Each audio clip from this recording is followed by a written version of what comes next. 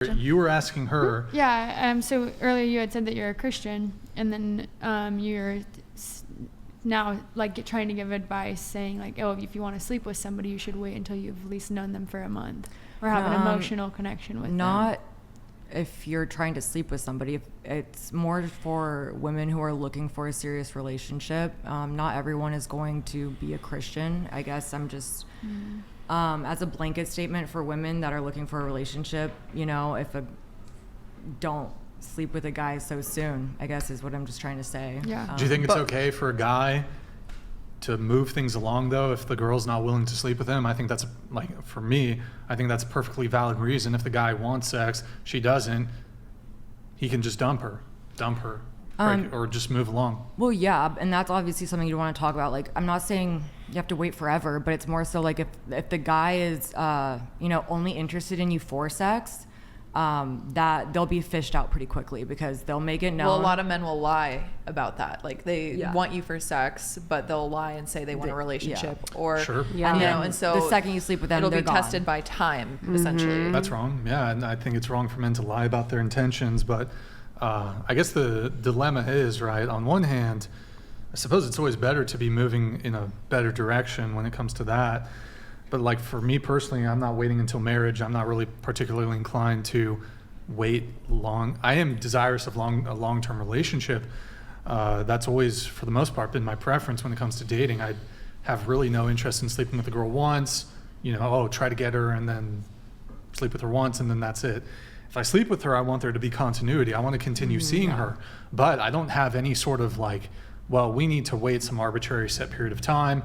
Now, if there might be a bit more leeway, for example, if she's a virgin or her standard with all the prior men she's been with was, I'm going to wait X period of time until we're in a relationship, until we're committed, whatever. But if she had 10, 20 previous sexual partners and she slept with all of them relatively quickly, and then she lands on me, and now she wants to wait 3 months, she wants to wait until marriage. Well, there is no arbitrary amount of time. It really is just until you feel like you have a solid foundation other than sex, I guess. And that could be, it's different for every relationship, and that's something that you would want to communicate. You can be fooled. Like a guy could just be telling you what you want to hear. And so I think it would be better to encourage women to pursue purity and to pursue understanding their value and valuing what they have and waiting for somebody. Chastity, right?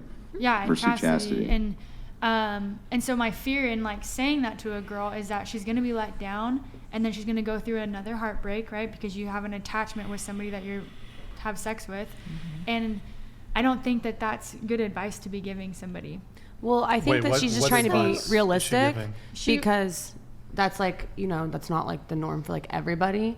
Yeah, but I'm saying not everyone is going to have Christian values and wait until marriage. But you have Christian values. Yeah, you have Christian values, and there's still a right way to go about life. And I believe as a Christian, we know what that is. We know that the way that Jesus says to live, the way that the Bible calls us to live, is to have abundant life. Wait, are you waiting until marriage with your next guy? Oh yeah, I don't want to. You're not going to have sex before marriage? I don't want to have any kind of sexual... Well, no, I'm not... what do you guys call it? Hold on. Let me ask you a question, though. Hold on. How long have you had this position that you're waiting until marriage? Well, my whole life I've... Well, but have I followed that? No. But your first boyfriend wasn't the case. That sounded like an incredibly toxic relationship. Then you were celibate for 5 years. Then you met this guy who wasn't even a Christian, and it sounded like you went on a couple dates, slept with him a couple times. You ended things. As recently as a month ago, you were, despite knowing that he's not a Christian, you were, as recently as a month ago, in communications with him. I suspect if you had met up with him, you would have had sex with him. Is that fair to say? If you were to have met up with him again, is it fair to say you would have had sex? No. Why else would you meet up with him then? I don't think that I would have had sex with him. Why would you meet up with him then? For what other reason? The emotional connection. What do you think his motivation would have been to meet up with you? Probably that. Okay. When you were texting him, did you explicitly state, hey, change of plans, I'm not going to have sex with you? Did you tell him that? Yeah, he knew where my that's why he stance flaked was on you then, probably. Oh, okay. Non-Christian man. Yeah. What was your point in saying all that? Well, I'm just a little confused because, like, you say your standard is you want to wait until marriage, but the two men that you were... Yeah, because I understand the value of it, and I understand every time I don't follow it, it's worse for me. Right, but, like, I feel like a Christian man that would be inclined to date you, who perhaps would be willing to wait until marriage, it would be a little, I don't know what the right word is here, a little disheartening for him to hear that as recently as a month ago, you were trying to solicit I assume, date or meet up with a man who's not a Christian, who you've previously had sexual intercourse with. That would, to me, would make me kind of question your motivations. I mean, the temptation is natural. She's not claiming to be perfect. She's Sure. not claiming to never have been tempted in her life. Yeah. And sometimes we even give into that, but it's a natural double-mindedness, like the flesh versus the spirit. And so I think what she's trying to say is, even though she is a Christian, she follows Christ. Here. It's not always. It's not always like I'm going to be perfect all the time. Yes, people make mistakes. Absolutely. I guess. I'm sorry for speaking for you. Maybe that's not true. I think that's impressive that you've. Yes, I will grant you that. The fact that you were celibate for 5 years and then another 2 years, and you claim your body count's only 2. That's commendable, at least compared to your peers of your same age. But. It seems like, let's say there was a Christian guy, but he's not inclined to wait for marriage. I mean, I feel like he'd be getting a bit of a raw deal to learn that as recently as a month ago, you were soliciting at least at minimum, a romantic hangout with a man who you had previously had sexual intercourse with. And I mean, it's very likely that you could have fallen into temptation and had sex with him. Yeah, it's probably likely. It's likely that you would have had sex with him. Then God's protecting her. I think that too. But I think that just because you mess up doesn't mean you still shouldn't strive to be better, try to be pure, try to be those things. And there's forgiveness and sure. and I totally. But that's just the reality of like my sin and my mistake and my. Not following like what I know to be true and what I know to be right. Mm-hmm. And like you just have to take it or leave it. Like if that's too much for somebody, then that's too much for somebody. Mm-hmm. Well, which is why you should try to value what you have even more. I think one of the issues is I mean, there are women who will kind of claim that they want to wait. They meet a guy, they've had 10 previous sexual partners, they slept with all those men relatively quickly, and then they land on you and they claim to really like you, but then they're wanting to make you wait for sex, even if you're desirous of a long-term relationship with them, and you're desirous of you could look at it from a different sex perspective. Like maybe it clearly didn't work out with the last dudes that someone slept with, and they don't want to follow that same formula because they really like you and they don't want to mess it up, and there's different ultimately it would be coming from that place because you care about the relationship. Does that make any sense? So you reward the fuckboys who will never give you commitment with immediate sex, and you punish the men who are worthy of a relationship by making them wait weeks, months, or even until marriage. Well, you also don't know what they've been through. What if they got pregnant and STD? Like, you don't know their sexual history. How's that relevant? Because they're traumatized and maybe they're like scared to have sex. I don't know how that's relevant. What do you mean? It's not necessarily a punishment. What if he's desirous of having sex? Well, that would make sense. Then he should date someone else who's desirous of having sex. Well, yes, I agree. He's punishing himself by dating somebody who doesn't want the same things that he wants. He's punishing himself. He's putting himself in that position. Exactly. Yeah. Well, but hold on. He's more than welcome to move on and go. The cat's kind of already out the bag. You're no longer a virgin. You've had a promiscuous past. Look, I suppose. What should I do differently, you think? Well, I'm gonna. Okay. He's gonna push back on this. I have to. Brian, let us assume for a second that a man murders another man. The cat's already out of the bag. He's already done it. Should he just keep on going, or? Nice try, Brian. No, he should not continue murdering. And then why not, though? But he's already done it. So what advice would you, Brian, give to women who have previously had intercourse before marriage? but want to turn their life around, what advice would you give them to go about that without, for lack of a better word, offending the man? Yeah. So I mean, look, here's a bit of my criticism. I think it's fair for men to be skeptical. Is kind of where I'm going with this. Is it really how you feel, or are you just using it as leverage to secure a long-term relationship? Because where I get skeptical is that, one, are you actually attracted to the guy to begin with, or are you feel like you're settling, and then you're just not really that attracted to him, but time's ticking, time's running out. Okay, here's a nice provider, nice guy. Okay, I'm gonna make him wait until marriage. Boom, boom, boom. Then like all those guys who like hit it within the first 2 hours, whatever. You're gonna be thinking about them, and they pleased you better sexually, whatever it may be, and then it just makes for just a terrible relationship. That's a very niche scenario. Yeah. I think Wait, hang on. So I did back you guys up on this because me and Brian do have, it's one of the things we do have a fundamental disagreement on, but he is right about this in this sense, and I'd like to actually see you refute it.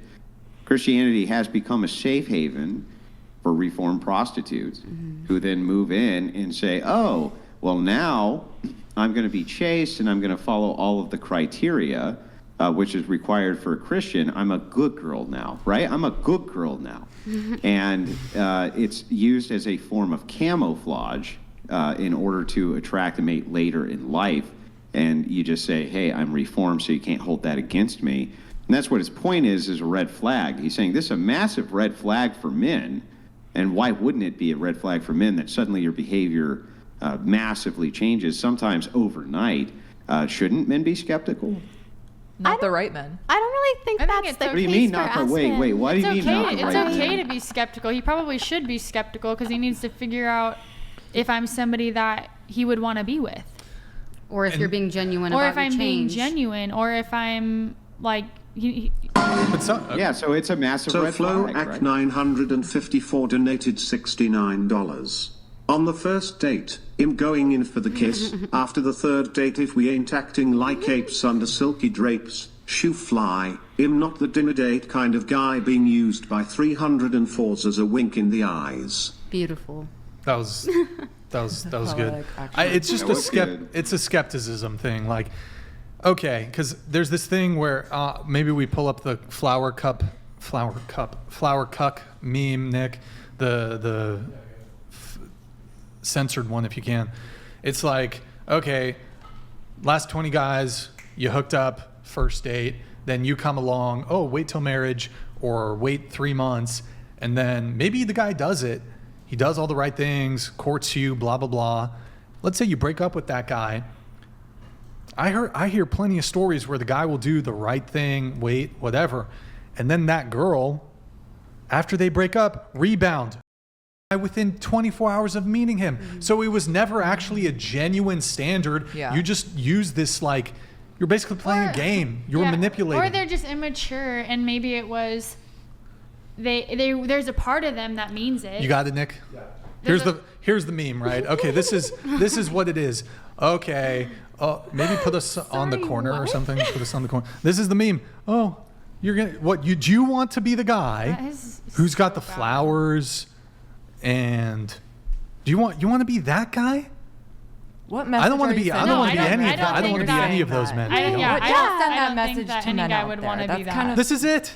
This is what's going on. So you're saying guy to man who men doesn't get sex? So This is what's going on. You don't want No. to be that guy with the flowers. It's best to just Right. get in line. That's not a good No. you don't want to the be opposite. You He's don't want to saying- be anybody in that line. He's giving you an internal critique.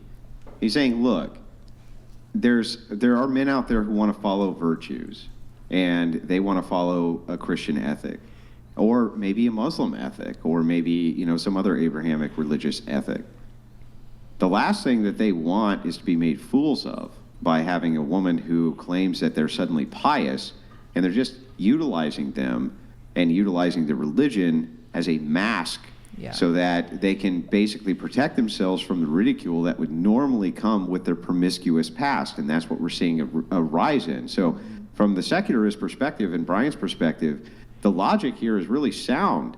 He's saying, like, look, if you're willing to have sex with all of these men, why? And then suddenly you're a chaste Christian. Don't you think that should throw up red flags for other men that perhaps you're just utilizing this as a cloak in order to hide from your promiscuous past? And I think that that's a totally valid criticism, and one which women in the Christian church, and Christian churches anyway, especially Protestant churches, have been really pushing on men. Oh, she's reformed, it's okay. But I mostly see this from women. I don't see this from men who basically, they don't want to marry reformed prostitutes. And why would you blame them? Talking about, like, I don't blame them. I don't blame at all. them for that. It's going down the whole point was just like from the get-go for girls to just be like more choosy about being like so quick to sleep with people. That's really just like, yeah, that's fun. Yeah. That's it. I have a couple really quick on the whole waiting for sex thing. There's entailments here though, right? Is like, the problem is that the one thing leads to the other thing leads to the other thing. So it's like, it's nice to say, women should be more choosy. But you were saying, earlier, well, they should wait at least a month. But even that within the Christian ethic is incorrect. And then I heard Blue Cross say, hey, look, that's not the right kind of man then if he doesn't want to marry a reformed prostitute. Well, wait a second. I mean, that's the wrong kind of woman, right? He's the right kind of man. She's the wrong kind of woman. Isn't that the right way to phrase that? So you're saying the right kind of man is the type that Various crazy people donated $69. Why invest time, money and resources to a disinterested woman when you know she has given it up to someone else on the first date? No one is making She's just not that I think into you you. said it best yourself. A disinterested woman. Just go pursue women who are interested in you. I think it's disheartened. Yeah, I mean, my advice is find another woman. What? Yeah, no one's making you do that. This is my point, right? It's like, from their perspective, how can you even blame them? If they're like, oh, well, now suddenly you put a cross on and you're a Christian, but you were humping everything that moved just a couple of years ago, right? Doesn't that seem, from the perspective of especially secular men, that would be like the most enormous red flag I could think of, right? From secular men, yes. I'm not a secular man. But even from Christian men, why shouldn't that be a red flag from Christian men that you have a highly promiscuous past? Hopefully why would that's that not the be only thing that they know about the person. There's also other things that come with the person. You would. I think if you want to pursue a woman with a past that has been reformed, then that ultimately you're gonna know that. You're gonna know if that is a person that you want to try and date, and if that comes with that, that ultimately that's your choice. Sure.